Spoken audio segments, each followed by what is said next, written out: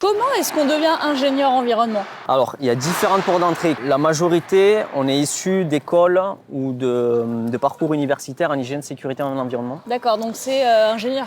Ingénieur, Ok. voilà, pour beaucoup. Mais il y en a certains qui ont été scolarisés dans des écoles spécialisées en risque industriel. C'est des écoles post-bac, ça ou... Oui, Ok. post-bac, voilà.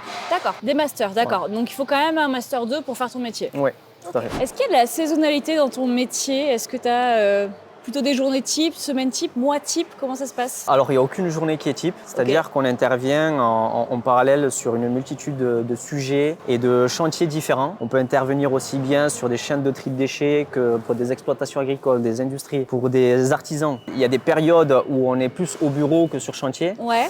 mais on est amené à intervenir sur une multitude de situations différentes, de sites différents, dans des domaines d'activité différentes. Attends, on va sortir en même temps qu'on parle parce que il y a des gens qui bossent ici. Mais donc là, tu parlais du feu. J'imagine que quand tu interviens sur un lieu industriel type usine, tu dois avoir les mêmes problématiques qui reviennent en fait. Oui, toutes les installations soumises à cette réglementation Ouais. par laquelle on parle sont concernées par le risque incendie, notamment. Ouais.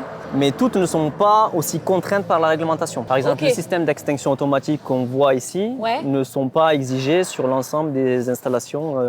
Ouais, ok. Alors de ce type, oui, mais pas dans tous les domaines d'activité. Du coup, tu travailles principalement sur ordinateur, toi, non, avec tout ce que tu me dis? Beaucoup, ouais. Ok. On essaye d'intervenir le plus en amont possible des projets. Donc effectivement, il y a beaucoup d'études et d'analyses sur plan en phase conception. Il y a un mot qui revient souvent dans ton discours, c'est réglementation. Du coup, c'est hyper calé en juridique ou pas forcément ou... Alors oui, beaucoup de personnes issues de ce domaine-là Ouais. ont une formation juridique, donc, et pas que, aussi on a une formation technique, Ouais. mais on baigne dans un cadre réglementaire qui est très précis, Ouais. un cadre législatif. On baigne quotidiennement dans les textes, les arrêtés, les décrets.